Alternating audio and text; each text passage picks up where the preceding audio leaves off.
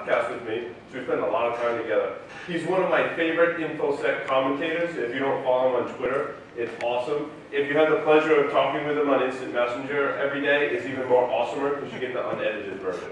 He's the only information security professional to serve in both World War I and World War II. His beard is older than all of our interns combined. He very likely has underwear older than you. And at his age, he does a lot more of IT than TCP. Mr. Jack Daniel, everyone!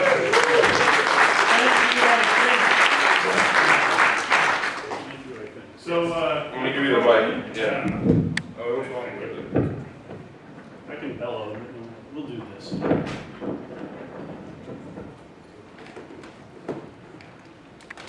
So, thank you very much. Give me a second to organize myself here. So, yeah. If we could get slides rolling, that'd be sexy. Oh, sorry. All right, so here's a disclaimer. I'm doing this talk. Every couple of years I decide that I need to improve my presentation skills. So the way I do it is shame myself into it by giving a talk on giving better presentations. So this is not about you. That's the first thing. Your talk should always be about your audience. That's about me, because I'm going to shame myself, because the next 10... Hang on, Jack. I got to run and get Adrian because his plan to stop that one slide blew up. So anyway... The HDMI did not work. It lost contact. So anyway, there's a slide about this coming up. Well, but actually, there's interesting issues that we have in information security technology in general with presentations. The slides are up there, but they're not because if you read things like presentation Zen and slideology, you gotta make sure they're both the same. Those Zen-like things where you that does work. Yep. You just gotta make sure these are the same. Okay, great. Though his refresh rate is weird, so his will come out odd. Okay. So you need to fix that. Yeah, next time someone comes up, let's just let him run it with it. One of the slides that I will get to again later is that you should always be prepared for things to not go properly. So it's got to be on his. Huh? We ready to roll? Oh, we weren't rolling before? I don't know, are we? Well, Actually, the only thing, if you're not quite doing your talk yet, actually this is probably in there anyway. Can you change this to 60 hertz or what refresh? Oh, never mind, you're doing zero mode. Yep. Just go.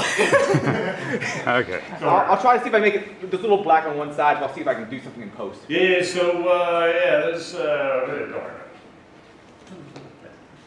so anyway, let's start.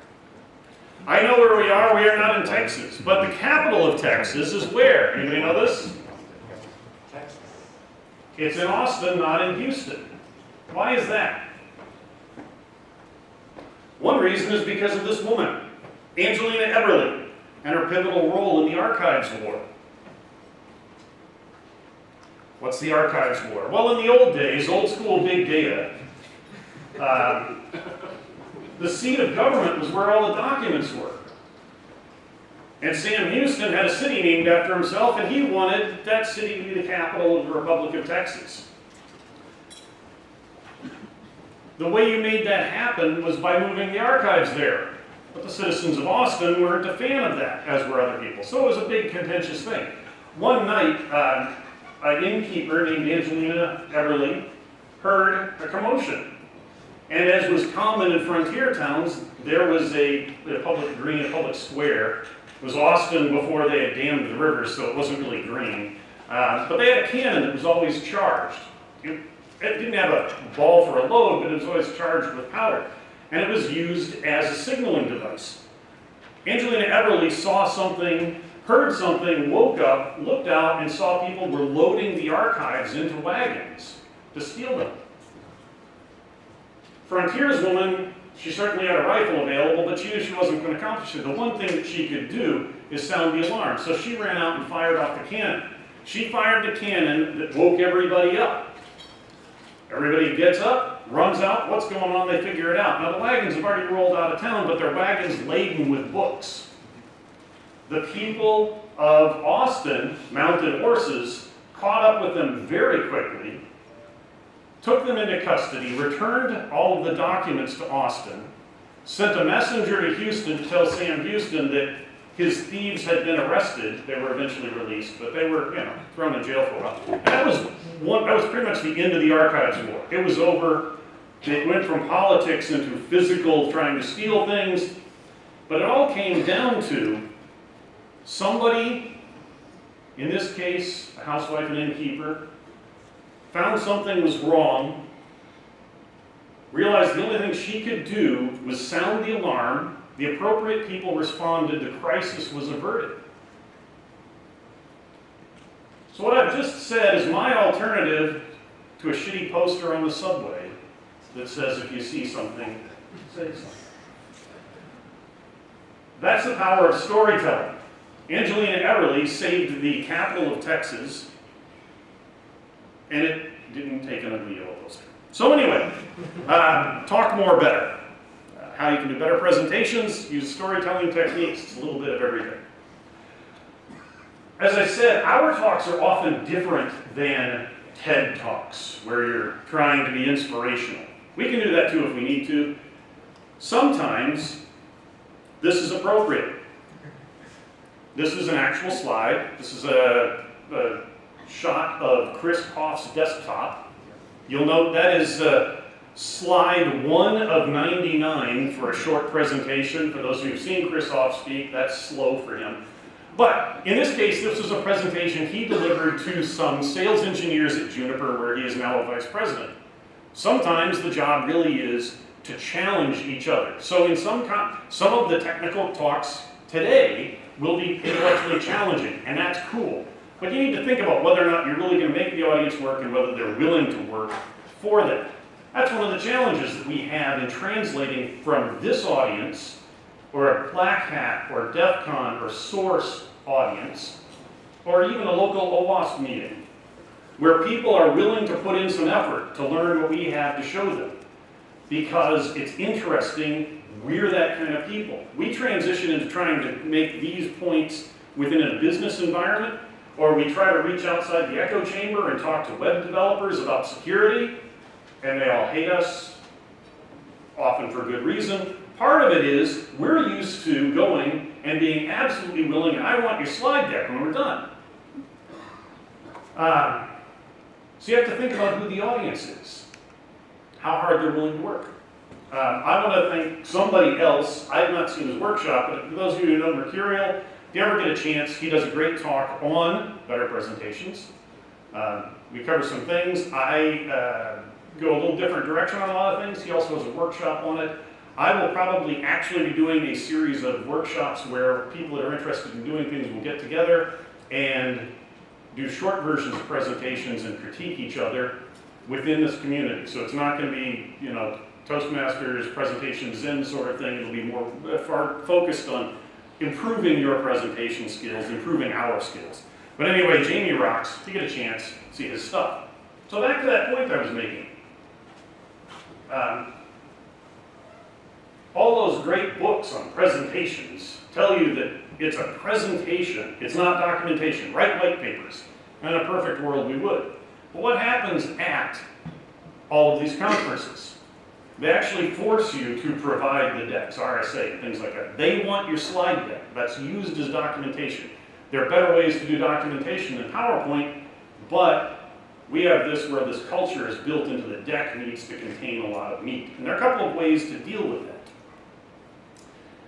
To provide the content and then focus things back up. But the first point I want to make is when you're doing this, when you're putting a lot of data on the slides, you're fighting your slides. You're looking at the slides in the audience, and you're not focused on you as the presenter. So you're providing insight into what's on the screen. You guys provided a great deal of information, and we're working at cool, good stuff. And because of personality, you can sometimes draw away. But think about if you really want to make a point, especially to a non-technical audience, you really need to make the screen simpler. The first thing we do is this. We've all seen these slides, and sometimes it's appropriate. But don't read off of them and don't expect people to read off of them. So from a presentation that I've given a few times, I'll put something like this because I want an actual quote. The first thing that I'll do is if I actually want people to understand this quote because I'm using somebody else as a reference, I'll do 1.5 line space so now that you can actually read it. Makes it easier to read on a screen. When you're looking at it on your laptop, it looks like crap because you want it to look dense as you would read it in a document. But that's a little easier to read. But the thing that I usually do is I will pop that up and say, Jesus, that is too many words. That looks like crap. Oh, here's the key point.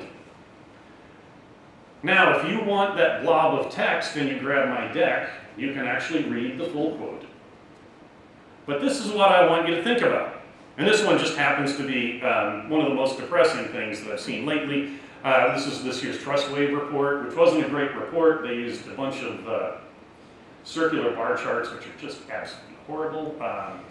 But this is an interesting statistic. In the IR, in the incident response they did, 63% of their cases, the victims of breach paid somebody to open the hole that got them popped. That's awesome.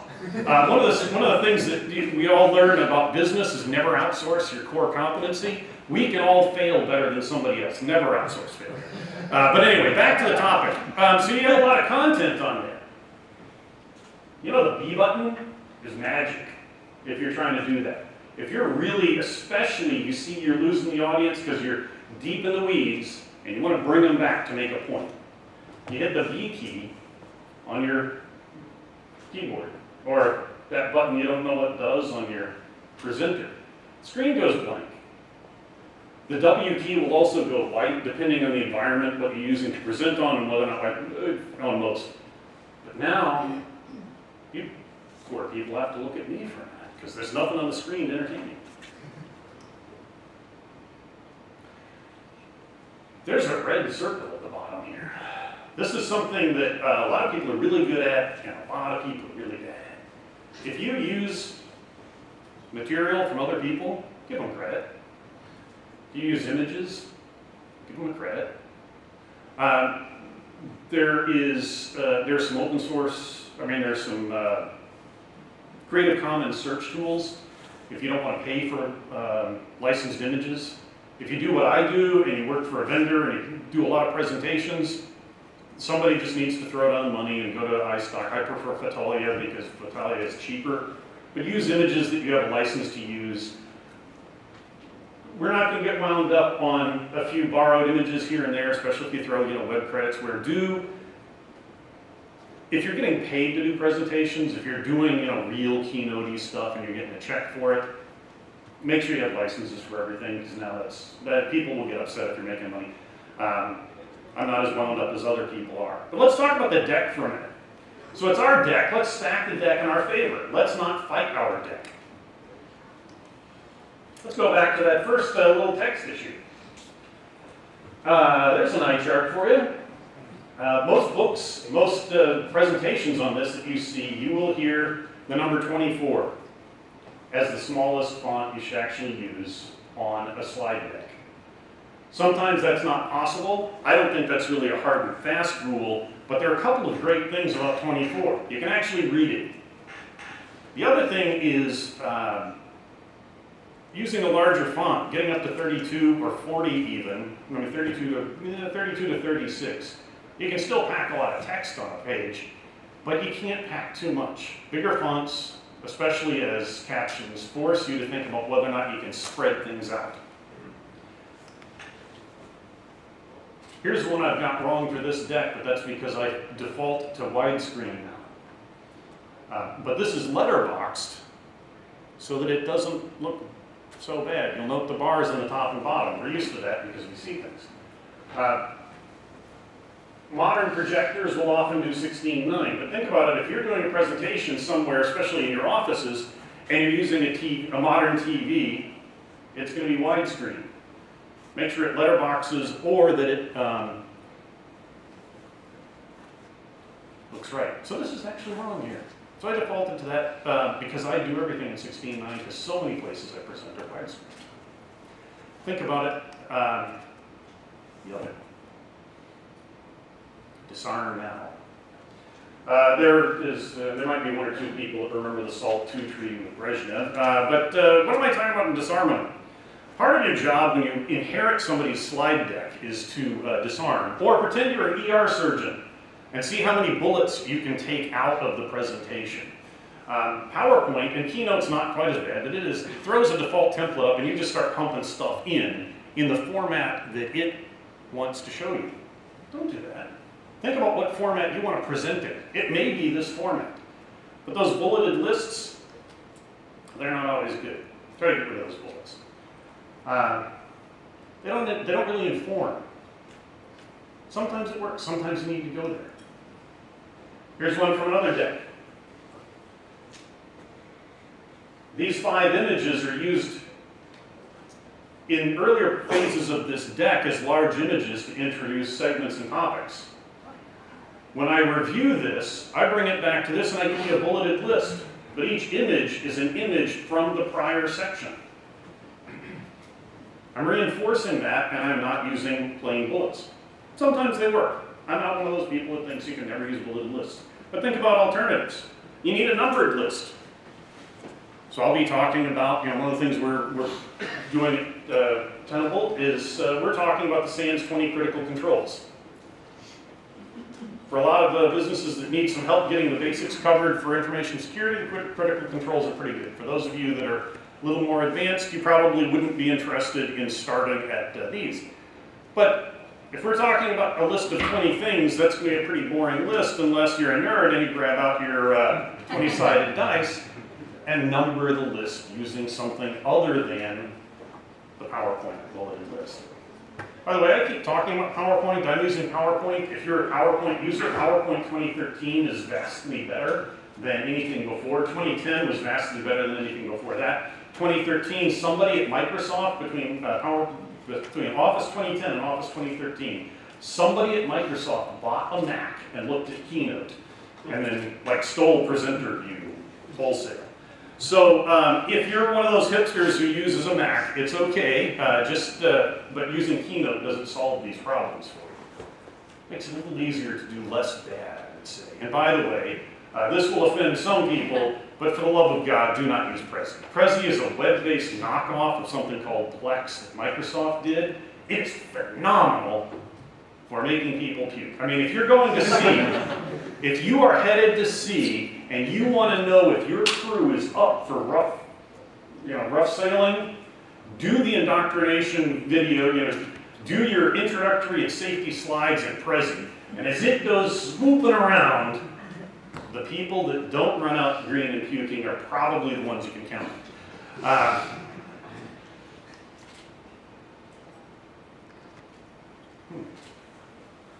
Well, first, this is absolutely true and contradictory.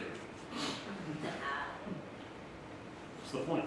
The point is that if you can find an image to represent something, you should. It's a cliche, but picture's worth 1,000 words. Not all pictures, but a lot of them. But a lot of times, especially when we're talking about technical stuff, there simply isn't an image that works. So don't force it. I sometimes use some really bad visual puns to make a point. One of the recent presentations I've done talks about the importance of being able to track vulnerabilities over time. So I have a picture of railroad tracks over a picture of a clock. It doesn't make the point unless you have a story to back it up, but a lot of times, it's just not an image. It's okay, use words. But think about whether or not, what the best way to present it is. I mean, if you're trying to do a code walk and show people how to solve a problem in Python or C or Assembler or PHP, well, if you're trying to solve a problem in PHP, that's sort of a recursive issue, isn't it? But you gotta have code on the screen. Pictures of Pythons aren't gonna help you solve that. But think about whether or not you're there. Here's a bulleted list that works. This is a stock template from PowerPoint, from Microsoft, but they're not quite boring. Now, this is something that I want to stress, proofread. Yes, there's a typo there. Proofread in practice. Proofread your materials. Have someone else do it. This is a problem that I have is that I want to tune my slides to the last minute. A lot of us do. We're not into the RSA thing where we submit the talk 9 months before we're going to give it, and then it's locked 4 months before. We'll see something or hear something as we're walking in to give the talk and tune the slide. But for the stuff that you've got, the stuff that you can do, let somebody else take a look. They don't have to be technical. They don't have to be fond of you. It could even be your spouse. But another way to find things that don't work, especially if you're alone and rushed, is in your hotel room, in your office, whatever, read your slides out loud to yourself. Force yourself to read them all. It'll help you with timing, but it also will help you find errors, typos, other things that don't work. You'll still make mistakes. You'll get some feedback. It's okay. It's one of those. For those of you that blog, you probably all noticed that like proofreading doesn't work until you hit publish. That's true of text too. Which is an interesting point because we have a desire for new content all the time in information security. Technology in general, but in security. We want the latest. And that means that we want, so if you want to speak at Black Hat, you want to speak at BSides Vegas, you want to speak at RSA, they want new content. ShmooCon wants new content. That's awesome, because we do, and we are willing to put up with a little bit of, oh shit. We're willing to put up with a little bit of demo fail if you back that up with a video. But when you transition into other audiences, they want it to be more polished. If you see people that do, motivational speaking, they're doing a variation of the talk they've been doing for a decade. And it evolves continuously, but it's the same one. And every time they give it, they look at the feedback, and they look at what hit and what missed, and tune it a little bit, tune it a little bit, and tune it a little bit. We don't have that luxury.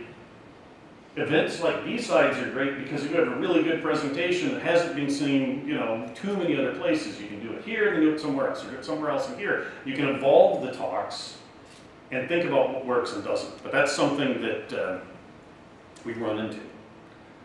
Here's another point about the too much data. I could have easily put all of these bullets on one, but rather let's break it up into a couple of pieces. Let's talk about that. Let's talk about practice, review, practice in different settings. This laptop is over 5 years old. One of the reasons it's my presentation laptop is because it's convertible. It's a tablet before tablets meant something else, and the top spins. There's something weird about these tablets. Any manufacturer, when XP tablet was the thing, the video cards were always great. They weren't like gaming cards, but they would work with any output there. I loved that. But also, now that it's 5 years old, the screen's faded to crap. It replicates a projector in a well-lit room. And so if you've ever seen one of those, and even with that, I've done it when you get an underpowered projector, think about what your stuff's going to look like in a poor situation, overlit with a weak projector. Because there's nothing like putting a lot of effort into a graphic, because an asshole Jack said should use more pictures. So I found a perfect picture, and now people can't see the lolcat. I spent minutes on Google. Lolcat for a presentation. Yeah, don't overdo the lolcats. Practice your plan B and C and so on. You have those, right? Jamie Mercurial does a good job of talking about how you work this. If you're doing demos that there's any chance of failure, you probably want to work through in the lab until it works perfect and then screencast it and then make sure it plays back right so you can play that video. We've all seen those where the demo fails and you're just, well, pretend it works. Yeah, this isn't RSA. We're not on the expo floor talking to vendors. I don't want to pretend it works.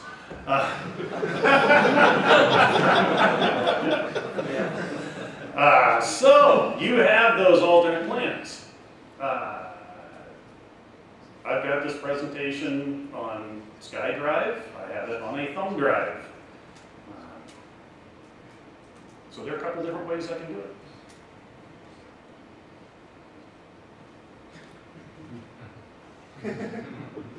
To our point earlier as we started, if this is your reaction when things go wrong, you need to practice a little bit more until you're comfortable with things not going, because things will go wrong.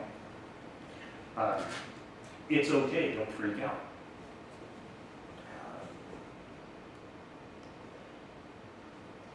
audience. This looks like a marketing team. They're even more attractive than Paul and I.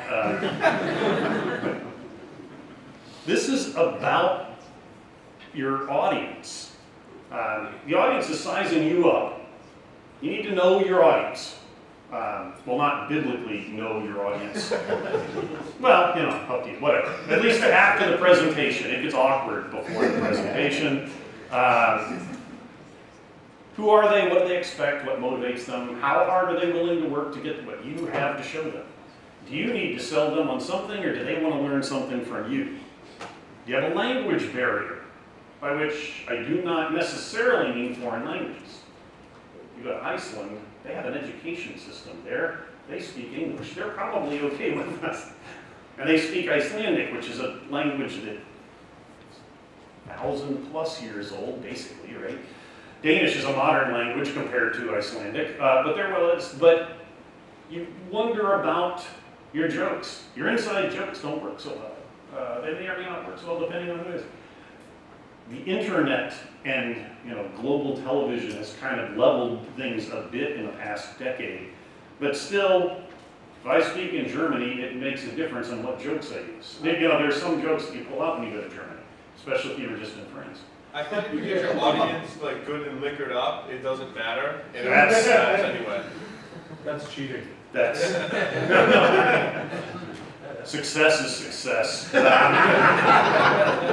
So appearance, here's an interesting one. So we have the dashing, disheveled, handsome, and then just disheveled. Think about what the audience is wearing, what they expect from their peers and others. You don't have to dress like them. You can dress to say, look at me, this is a show, this is entertainment, not just education. But think about what the clothing matters. So if you're here or at DEF CON, whatever. You want to screw with people at DEF CON? Go in a suit. You want to screw with people at DEF CON? Shower. No, I strongly encourage showering and deodorant and things like that at DEF CON. But yeah, think about that. Humor. Oh, this is a good one as we laugh, because we like to laugh at ourselves. We like funny presentations. We like to tell jokes.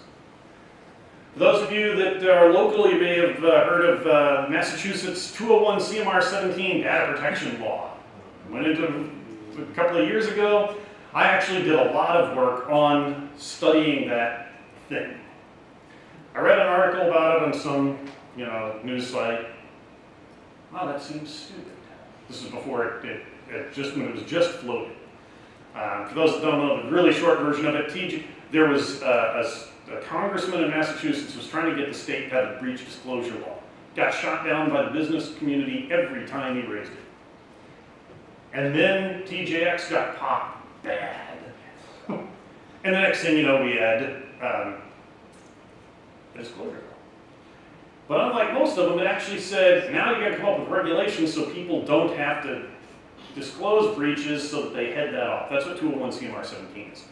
So I read one article, it seemed kind of stupid, but I liked the idea that it was stupid. So then I read another article which completely contradicted it. Still stupid. The idea of providing guidance makes sense, but it's still stupid. So I went and I read the actual proposed document. It was all 4 pages. Neither of the other people who wrote about it had read all 4 pages. So someone was wrong on the internet, and I spent a couple of years having to fight that because, how we are with people wrong on the internet. I spoke at all of the public hearings on 201 CMR 17. In one of them, there were probably 50 of us in the room that spoke. I was the only one that got up and said, I work for a security vendor. This will be good for business. I don't care. I'm here as a privacy advocate, as a resident taxpayer of the Commonwealth of Massachusetts. I think we need to protect ourselves. We wouldn't be here if business hadn't failed. I was the only one with that opinion out of 50 the first time. It was one of 2 out of 50 the second time. It got a little better. There were like 4 of us the last time. But when I introduce myself, I'm normally in this kind of audience. Hi, I'm Jack Gingham. It's not just a name, it's a hobby too. That's the reaction I usually get. Barbara Anthony, Undersecretary for blah blah, was not amused.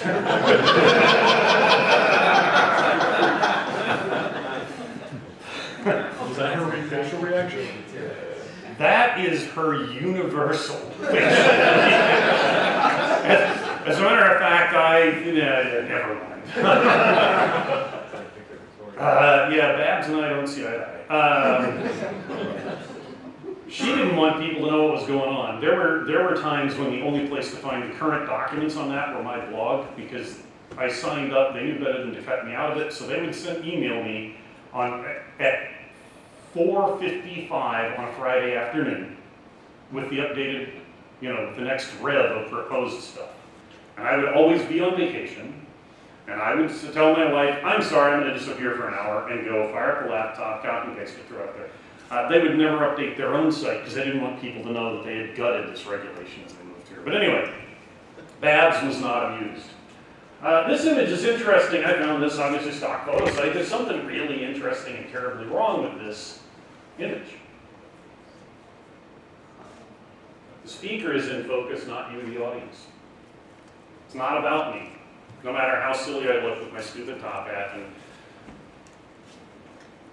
red Asian. It's about trying to share information. Although in this talk, like I said, I am kind of cheating because I'm going to force myself to do better presentations after this because I'm such a damn hypocrite. But ideally, it's about the audience, not about the speaker. So that's the technical side of this. So back to that original one, Angelina Eberly, our story. We're storytellers. It's who we are. There are a lot of people in information security who are not very sociable people. We don't always relate together. But then you get us drunk in Paul's basement, or at a cigar lounge, or at DEF CON. We get to in a room like this and we see something cool. We see people that are doing cool research. We start talking about it. And the next thing you know, we're having conversations just like real people.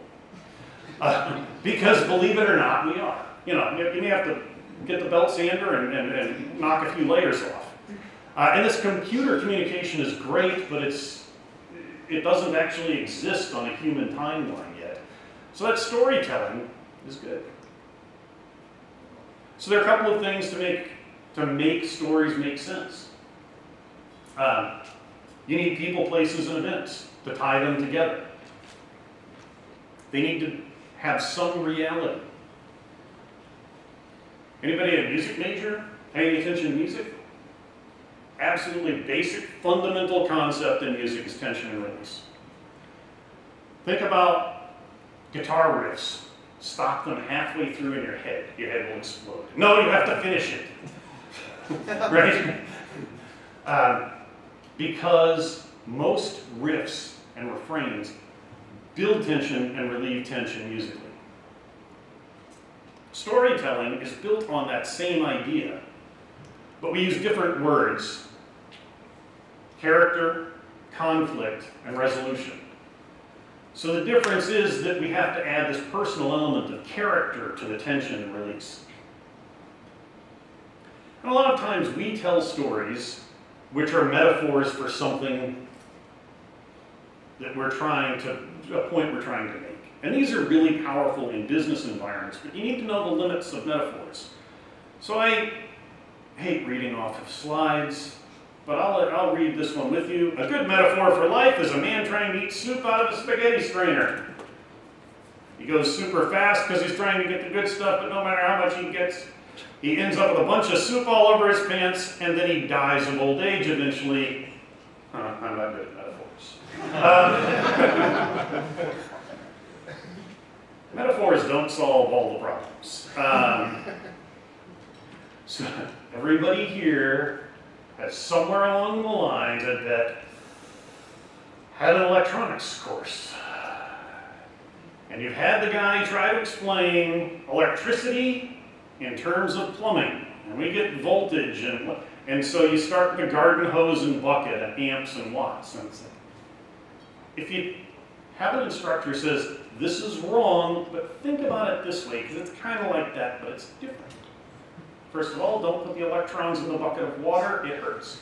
But then you start there and then you take it to an accurate position. But I've actually had an instructor who wanted to use anti-bucket backflush valves that you have to put on your garden hoses and that the town puts on so your house can't backfeed in as diodes.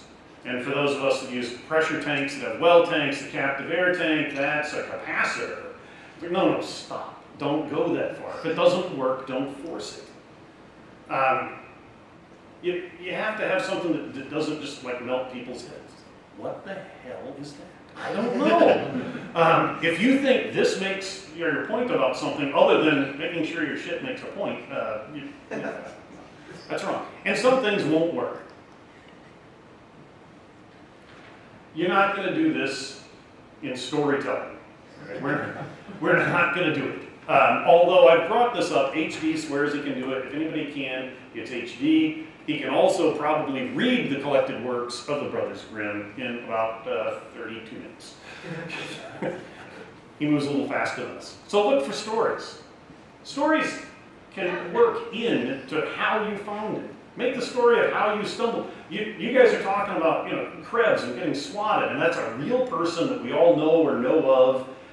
It makes it real. It's cool. But look for stories where we are. Here's one a couple of years ago. I was staying in a hotel in San Francisco for RSA, and I looked out and there was this cool building across the street. And I got up into my room and I was overlooking that building. So I'd just come off the expo floor. I'm looking at that cool building, that interesting facade. But then from my room it looks like this. It's all plaster.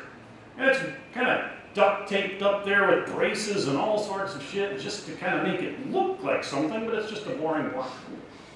There's this huge, pretty facade and nothing but crap sticking it together on the back end. That's not a metaphor for anything on the expo floor at RSA, but it is. So I whip out the phone and start taking pictures. Back to knowing your audience. There are a few of us in the room for whom this is extremely relevant. There are a lot of you for whom it's kind of relevant because your parents and old farts like me won't shut the fuck up about the Cold War. If you're my age, were born when Eisenhower was president, lived in Dallas when Kennedy was assassinated. I have an alibi, I swear to God. My mother says anyway, this is the Berlin Wall, or the remnants of it. And it's interesting to watch people's reaction to this. Because if you grew up during the Cold War, or visited Germany during the separation, not to pick on the other people who are over 29, but, right? That wall is significant. You just, even as a tourist trap, you kind of like, don't assume that's true for your audience. So if you're going to use stories, use ones that resonate. That was an interesting experience because once I could breathe again, I stepped back to start looking at those stories and see the bored kids, see the people in their 40s to early 50s who were in that transition, who lived through it, whether or not their parents fought the big war. Does it make sense? Also, storytelling is cool, but does it make a difference? Is it actually important to what you're doing? One of the problems we all have is paring down our content. This is a really bad example of it because I'm all over this. But you gotta know what's important and focus on it. And if it's not important to the points you're trying to make, you need to weed it out.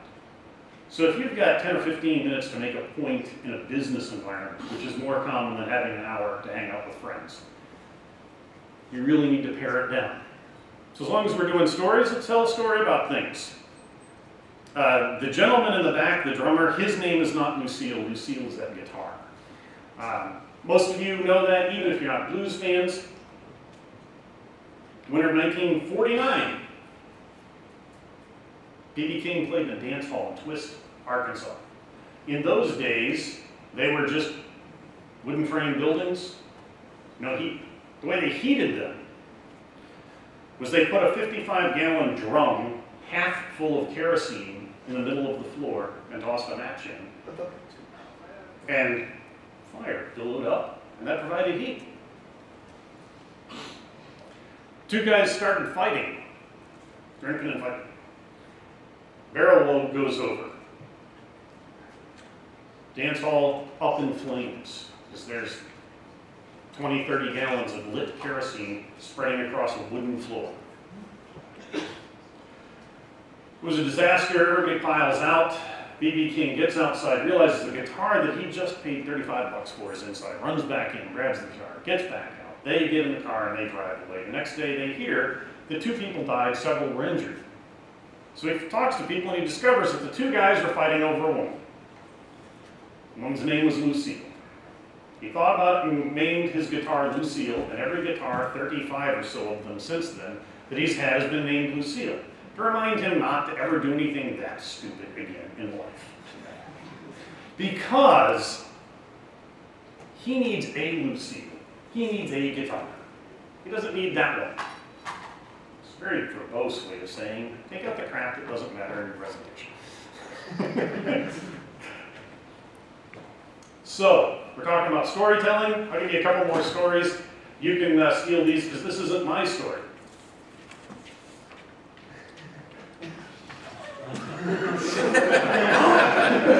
Good job, Paul. Good job. Hold on, that was the wrong one. Wait, it's this one. Okay. So I've told this story before. I haven't quite got the telling of the story right. Peter Ross tells it a lot better because it's his story. Peter Ross was a blacksmith. He was a master blacksmith. He was the master blacksmith at Colonial Williamsburg for many years.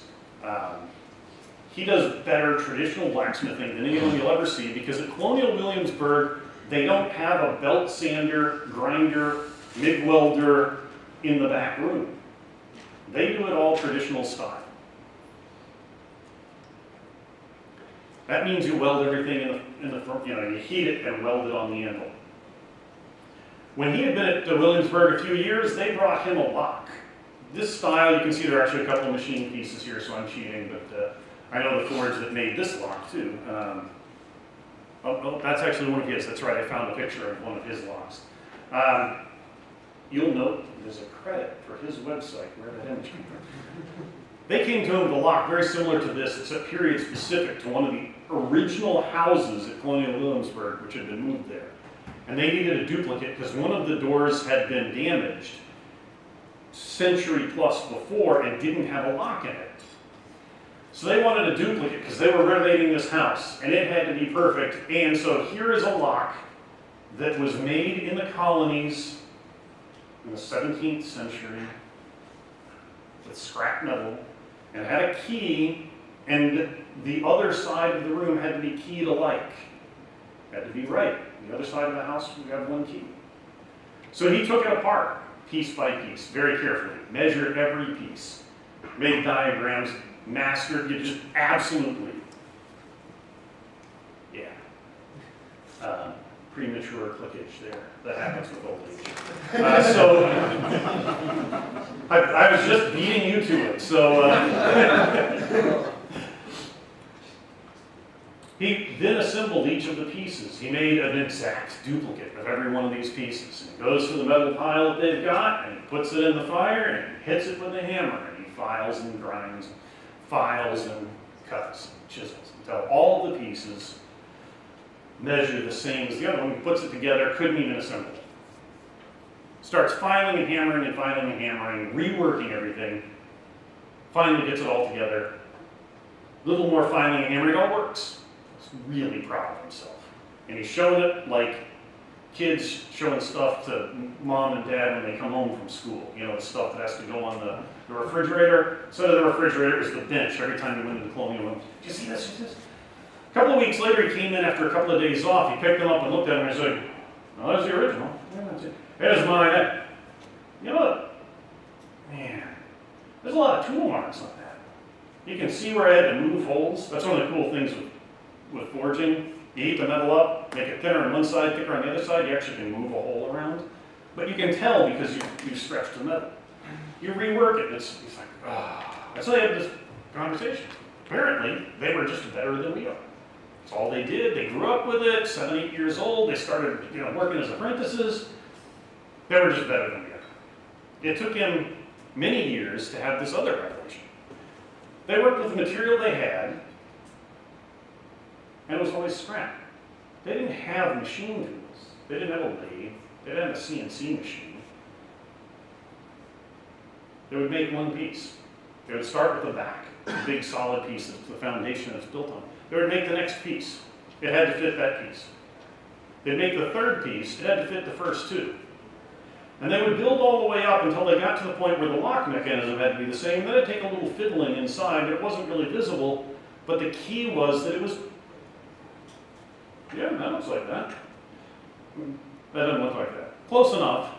I mean, when you're stuffing it into a wooden door that you've hand-hewn, that is fine. And the key had to work, so the fiddly bits, you did some filing. There's always to do filing for fiddly bits. The key is that it all has to work together. I wish this slide deck worked together because I'm covering a bunch of different topics, but the idea is that you have an idea that you're trying to present. And what you add to that needs to work with the rest of it. Don't machine things and expect things to fit together, because you're building something that's not a machined thing. This is a crafted piece. Again, in a technical talk, that's not always true, but this is a crafted piece. This is not a machined piece.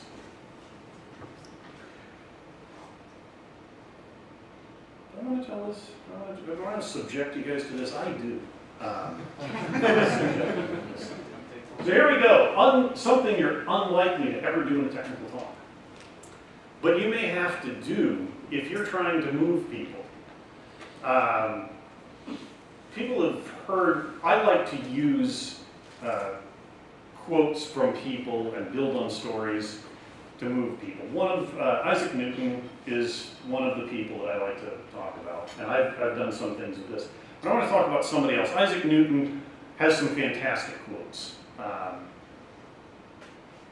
I want to talk about this guy. What we're talking about is moving people to act. So again, if you give them a cool demo of something, they're going to want to go home and play with it. But if you're in a different environment, you really need to move people. This is actually, getting a little moralistic, but it's okay. This is Philip Simmons. He passed away, Mr. Simmons passed a couple of years ago.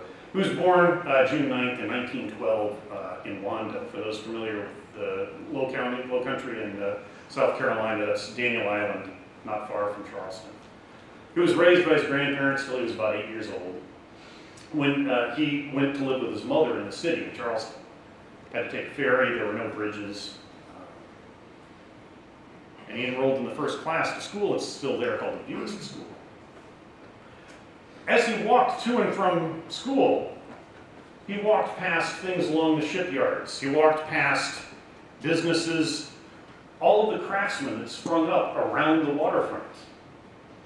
Well, even here in this day and age, when you go to the waterfront in communities around here, in Providence, in Newport, you won't find, in Fall River in New Bedford, it's very clear. You find the remnants of all of these businesses.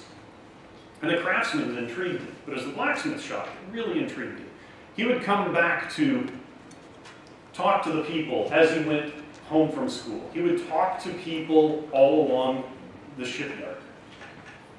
But it was always the blacksmith shop that he came back to.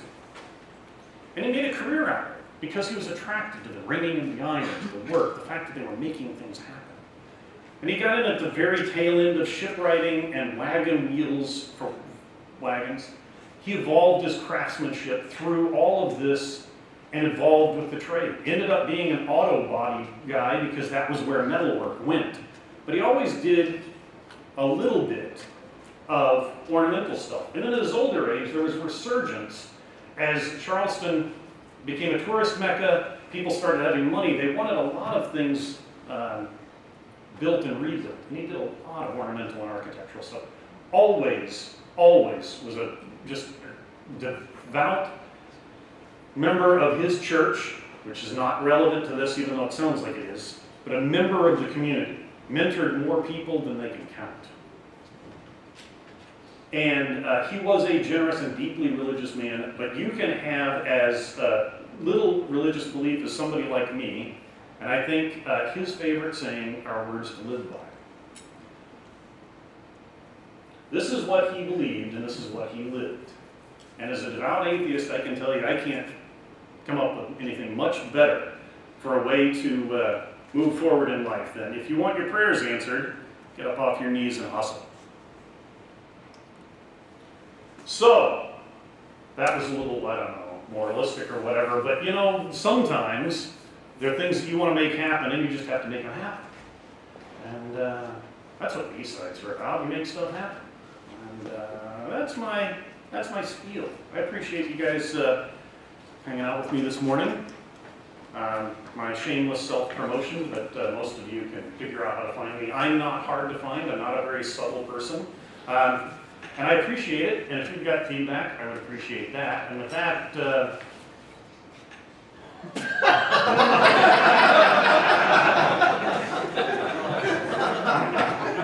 so I have to say it one more time, I guess, while I have the microphone on. You'll be old someday, too, if you're lucky.